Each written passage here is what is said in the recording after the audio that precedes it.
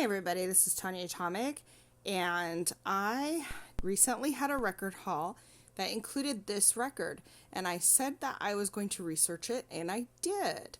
So this is introducing the Beatles from VJ Records, and this was the number one, the very first record to come out in the United States, featuring the Beatles, the very first full length.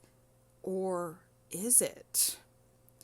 Now, what I found out about this record, VJ Records was a small record company that didn't put out very much stuff that was like notable. And by notable, I don't mean artistically notable.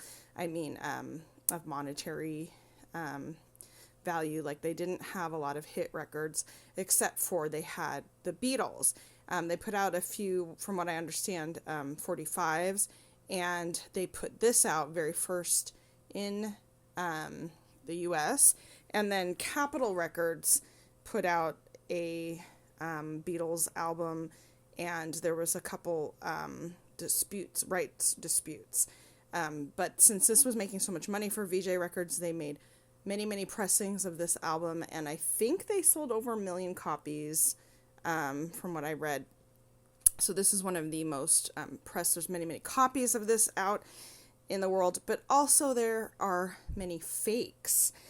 Because this is such a notable record, and because there were many pressings and some are rare, sometimes they go for a lot of money, and this album is, from what I have understand, it is the number one faked album in the world. So let's see if this one that I have is real or fake. Now, from what I understand, this is what the stereo cover looks like. Fake ones sometimes are like zoomed in more. The record zoomed in more on the picture, but it should look like this. Another way to spot a fake is the title. Having like a teeny bit of drop shadow, if you can see the darkness on the left side of the letters. So that represents one that's real. Fake ones sometimes have stereo written right here, and that's not real either. Or sometimes they have like stickers or like little things here saying now, featuring this song or whatever. Those ones also are fake. So far mine passes the test.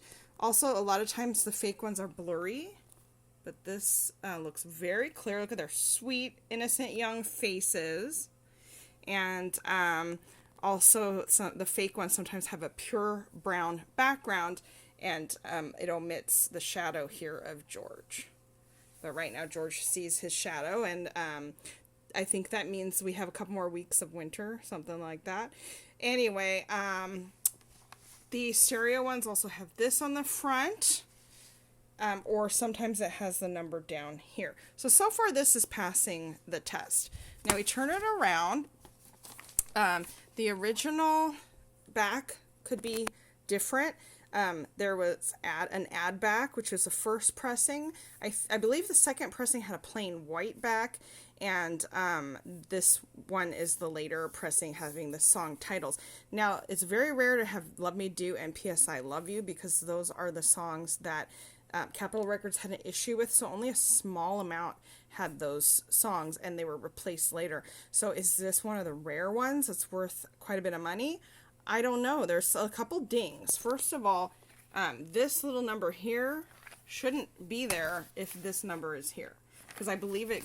They never printed that on the stereo ones. Also, the big indicator for me is it should be a glossy on the front and back. That one's glossy, but the back's actually matte. So that is a sign of a fake forgery. Also, a lot of the real ones had a flap that was folded over on the inside, and this one does not have it at all. However, a few of the later pressings also do not. So that is something we're not sure about. Let's go to the actual record itself. So here's the record itself, and it's in a plain white paper, which a lot of the times these came in an ad cover, but this could have been a replacement. Even though it looks older and it's browned, it could be a replacement. Now, so covers came like this, or labels came like this, but some of them were plain black and silver later. One thing to look at is the color around the colored ones even, and is the label even, and is it smooth? So let's take this out and take a look. Now it looks even. Sorry about my hand. It looks even, as far as like not cutting off in a weird way, the way it's cut. And it looks not really smooth though. It looks a little bit like cloudy. Another one is, can you see green? I can, down in the bottom left. But it's, like I said, it's a little bit cloudy. So that's questionable. Now, this space here between the songs and the label, it should never be more than 1 inch wide. And from my eyeball, you might not be able to tell, but my eyeball says it's a little bit more than 1 inch. So that's another ding. Now, the main thing that I know, the main way, that I know this is a fake, is right under, it says introducing the Beatles. It should also say the Beatles before the middle hole punch. That should be up above. Now, all the ones that have the Beatles underneath the hole punch are fakes. So this one is a fake. It's not actually from VJ Records. It was a forgery made at some point to cash in on the Beatles' popularity, and they have been making these fakes since the 60s. So this might be an old fake. Some of the ones have this logo in here, and some of the later ones have that logo in here. I don't know enough about if those extra songs would have what logo, but I do know that the Beatles underneath the middle punch means it's a fake. So am I mad that this is a fake? No. I only paid a few dollars for it, and I bought it as a used record, not as a Beatles rare collectible. So I'm not mad about that. It's kind of cool that I have an older fake. I wish I knew the history of it. If anybody knows a little bit more about that, please put that in the comments below. I hope this was helpful to any of you. You know, I did take a look online at some of the auctions and saw many fakes. Not all of them were advertising as authentic, but I saw many of these fake non-actual VJ ones. So yeah, let me know if you know any more in the comments below or your thoughts. And as always, thanks for watching.